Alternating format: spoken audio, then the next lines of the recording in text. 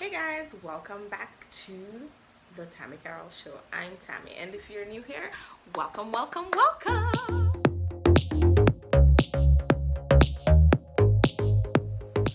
So today we're gonna talk about my journey in homeschooling or my journey as a homeschool mom. Why I stopped homeschooling my boys, and also, what we've been doing so far and how they've been reintegrated back into school. So let's go. So first we're gonna start with my journey. Now I started homeschooling in September 2021, so that's last year, and I have two sons. They are now 7 and 10 years old. So that was grade 1 last year and going into grade 4. Through the whole several month period, it was an amazing experience. I mean, as a mom, it helped me to get closer to my kids. It helped me to understand them more. Like before, I would say I was pretty much of a average Jamaican mother, kind of miserable at sometimes, not understanding these kids. I would have my regular 9 to 5, and I was working in the BPO call center industry. And because of that, it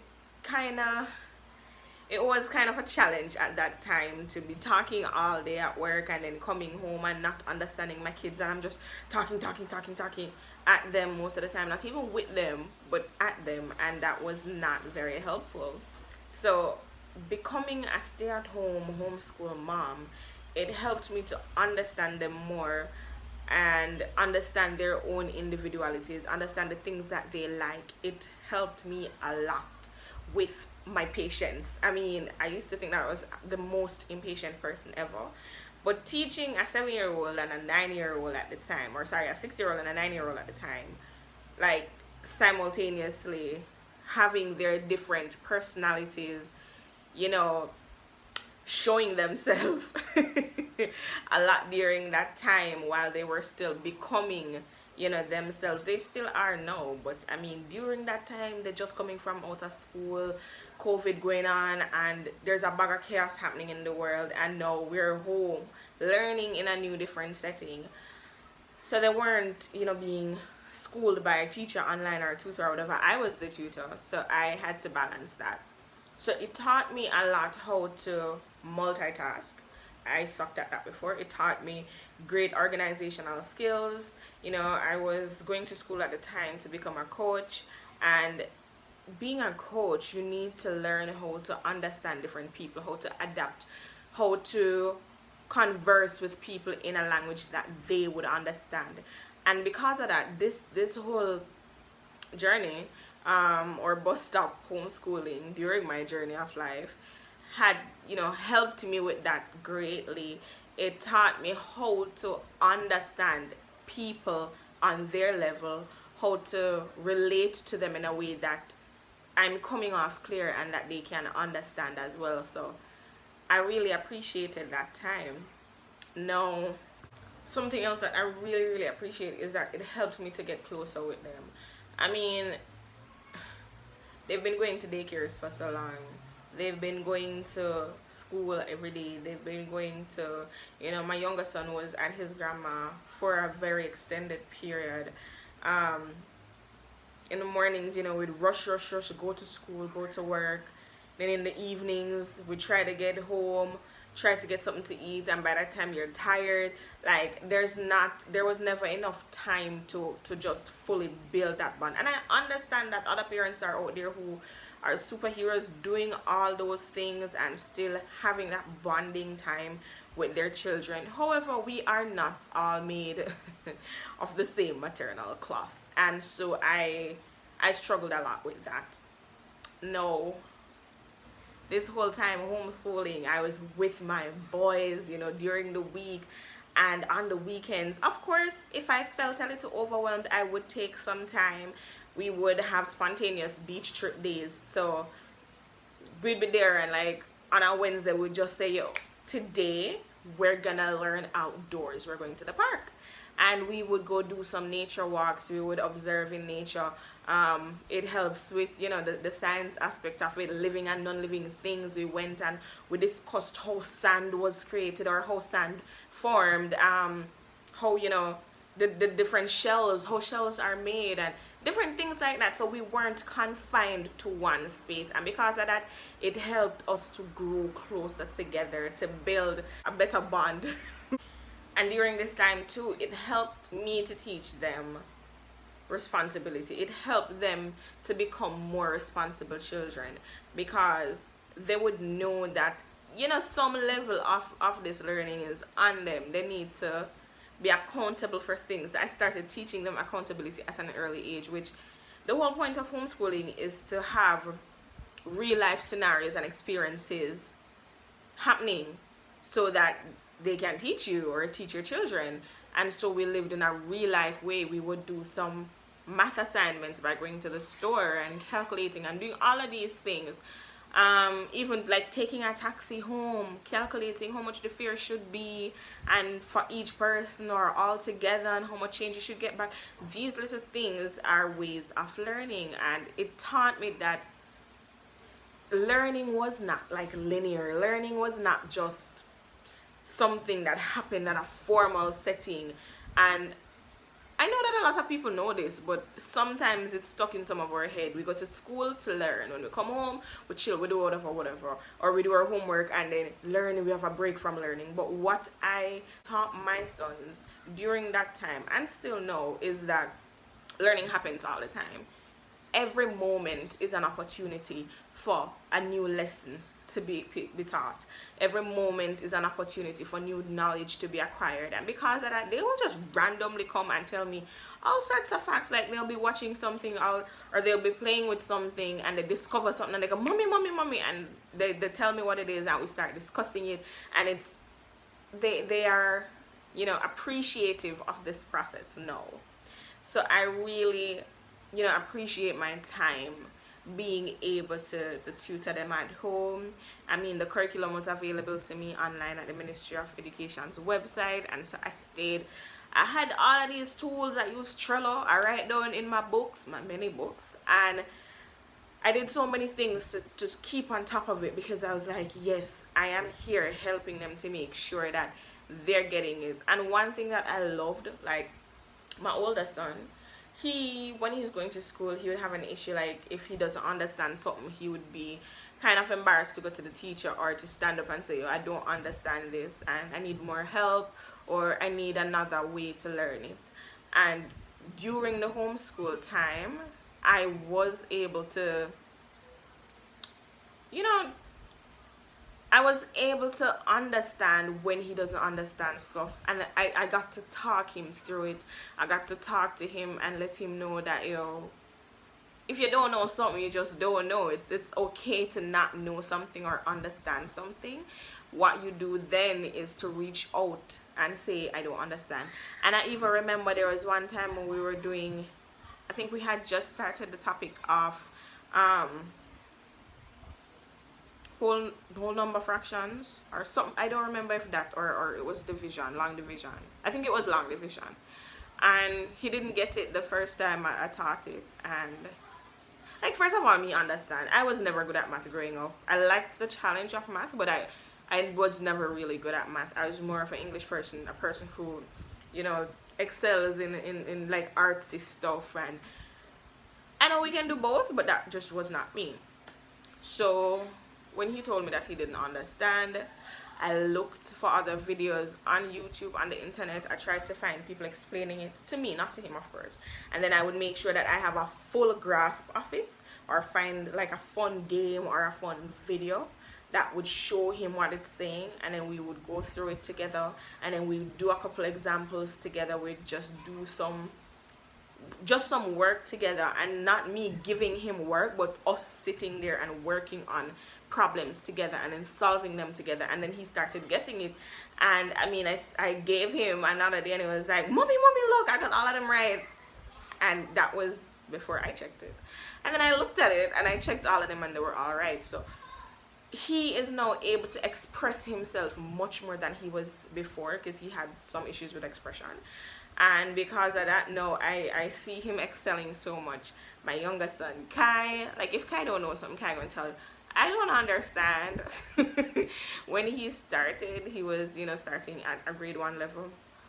Kai would write his name, which is 3 letters, Kai, and he'd be tired. He'd be done. Mommy, I'm tired. I can't write anymore. My fingers hurt. I can't do this anymore. And I'm there like, this child.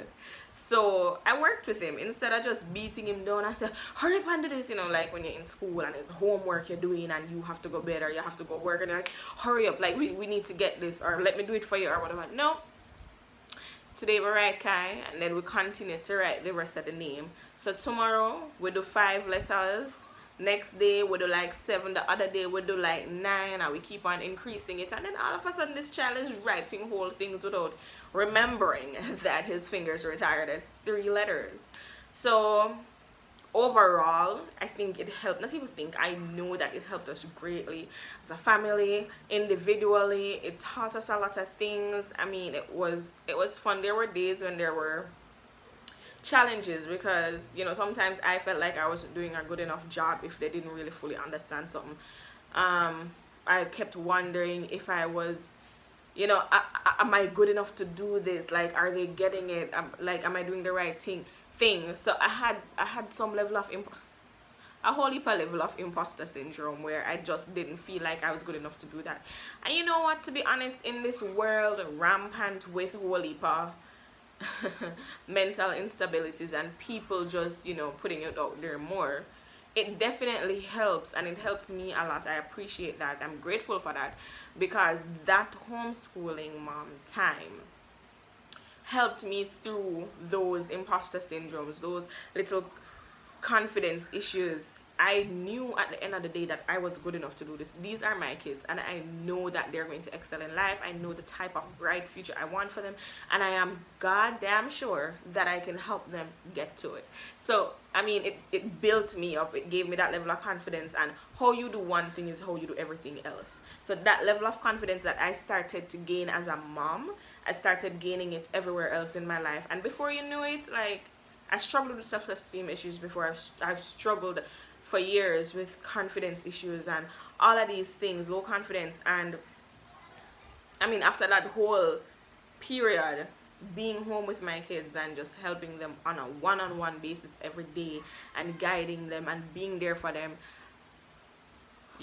I mean, my 10-year-old calls me super mom, so I don't think I'm popping my own collar. But on a serious level, it was an amazing time. It was an amazing journey, and I'm sure you're wondering why I stopped, but that brings us to here. Around February, like, I had to make a move.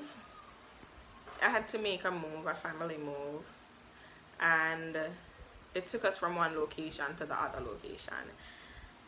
During that time, a family member, not my kids, but a family member got ill, and I had to play a very large role in helping him to be okay and try to get on his feet, both literally and figuratively. It took up a lot of my time, a lot of mental capacity. It also put me in a position where I had to go back to having a 9 to 5.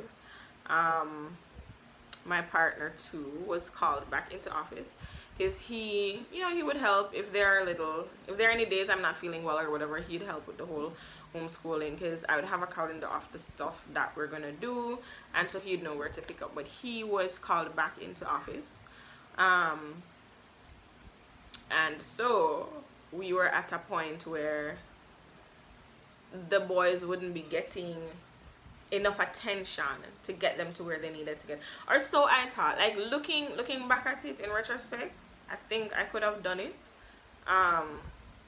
I could have probably still done it if I had made a lot of changes and twists up and whatever, but at that time I couldn't see it, and so it was time to do the monitoring with the ministry, because like a part of the whole homeschooling regulation in Jamaica, you have to be monitored, like at a live session. During COVID, it's like a virtual live session with a education officer to ensure that you're following their requests and requirements. Present them with all the documents that they asked for, like the portfolio and so the documents we had, but there wasn't a way for us to do the monitoring because the schedules would clash. And whereas I could, because at the start of it, before like deciding to send them back to school, I was trying to make it work, like with the schedule, with the whole timetable. So sometimes they would have evening classes, and we'd have classes starting at like 4 o'clock in the evening. It was still working for them because my kids are very adaptable, but in terms of a sitting for the government, I guess it wasn't formal enough, and so it was proposed to us by them, and then discussed and agreed that we would send them back to school.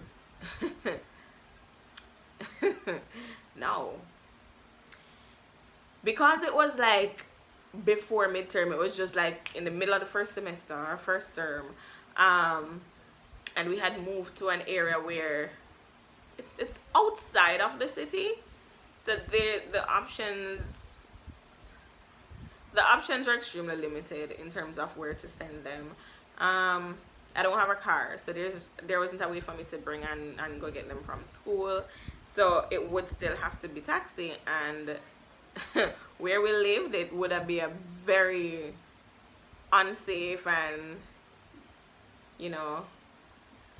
it wouldn't be a smart decision. And because of that, we sent them to a school that's close by where we live. Now my partner keeps reminding me that is country school, so I can't expect much. Now, when we started sending them to school, like the first day, the teachers were so amazed. Oh my, like they did a reading test and a little numeracy test to ensure, that they're okay for where they should be, which classes I'm trying to put them in. I should have asked for them to go in grade 5 and grade 2, although that couldn't work. But at the end of the day, like the teachers were so amazed. Oh my God, they're so smart. All of a sudden, both my kids were the smartest in their classes. And yes, I know that my children are smart. However, after day 1, this was kind of, I needed to understand what was going on a little more. So I just continued to observe. I didn't inject myself in their learning process at school. We had a whole communication before I even decided. I sat down and I talked with them because the journey taught me how to communicate with them at their level, and so I talked with them so they knew what to expect in terms of going back to school. I went to the school before and checked it out, and I took some pictures and I showed them what it looked like. I talked about the persons I met, so I helped them get a level or a sense of familiarity with the new surroundings. So I just watched for like 2-3 weeks, almost a month, and I checked their books and everything, and I was like to my partner, what are they doing at this school? I mean, there are things that I taught them from like in November or December before Christmas break, and this school was just teaching, and I'm like, all right, I not understand, because I've been following the curriculum, especially for my grade 4 older child who's supposed to be doing PEP this year. I kept wondering what was going on because I followed the curriculum month by month that's on it, and they were way behind. Because of that, no things that he was just learning, that he got bored. He started, I wouldn't even say falling back or relapsing, it's more of a forgetting. So as we covered division in like at the end of November. It's now June, and the school just started division last week, like the first week of June, and topics in science. I'm like, wait, do you guys remember that these children are doing PEP? I mean, like, he would come home and, Mommy, I got some stickers or whatever. I did this in class and I didn't get any wrong. And when I looked in the book, I'm like, what are these things? What is going on here? My grade 1 7-year-old child, the work that they're giving him, I'm like, this is some basic school crap. Like, I mean, things that you'd have the child do when they're 4 years old and has been going to basic school since 2. So with that being said, I took it upon myself to start supplementing the day school. So things are a little more settled now, but I'm still, they've made some friends. I'm trying to get them with that level of social aspect just higher up on that scale. So I have decided to keep them in school, especially because I can't deal with the back and forth for them. I don't think it's healthy for them mentally to be back and forth, back and forth, back and forth. So they're there, we're gonna stay here and see how it goes. However, as a mother, as a coach, I pride myself on helping when and where I can, and because of that, my children will get the help they need. So we decided we're gonna have this little lessons or extra lessons thing going on. So after they come from school, they have a little break, then we have an hour of lessons. We go over whatever they did in school, and then where we actually are on the curriculum, we try to start putting that in. So they're still staying ahead of the class. We do reading. I mean, the school is having my 10-year-old do some 6-year-old level reading, and I do not appreciate that. So we're over here with our Charles Dickens and all our things where we're learning more, we're expanding our mindset or knowledge base, and I like it. On weekends we have craft days, and we paint, we make jewelry, little stuff like that. We take some walks, not many to be honest, but we involve ourselves with each other a lot, and I think that's all thanks to our journey in homeschooling. Would I do it again? Yes, definitely. I mean, I would apply. I don't like the fact that the application process is so strict. It could be less strict, because some of these schools are glorified daycares, and if they were still at home, they would have been much further than they are right now. However, I can also understand the government having their own reasons for making their policies so strict in regards to the education and welfare of their children. Even though there's so many of them on the roadside selling chocolates every day and trying to beg me $20 every time I walk on the road, I do understand. It's been great. So I look forward to the next step of our journey. If you've been following me so far, you've seen my homeschooling journey so far, how I got started. You'll also see my interest in the indigenous people of Jamaica, the Tainos. We have some videos on that as well, but stay with me to see where this journey goes. Again, this is my journey, my life through my eyes, through my experience. So many times, I felt like I wish I could just talk, and I don't want to feel like a chatterbox, but at the end of the day, on this forum, when I talk, I appreciate when you listen. I also appreciate when you click the like button to let us know that you like this video and that you want more content like this. Also, if you have any comments, if you have any feedback, any questions, anything at all, I pop in the comment section and I will respond. So leave your comment if you have anything to say, or if you have any video requests that you want to see. And of course, if you haven't yet, go ahead and subscribe so you can get notified. Click the notification bell, of course, when I have a new video up. For some time my videos have been very spaced out. However, I have found a way to be more consistent here on YouTube, and so you guys will be seeing me more often. Alright, but thanks so much for watching. This has been the Tammy Carroll Show. This is yours truly, Tammy Carroll. I'll see you next time. Bye.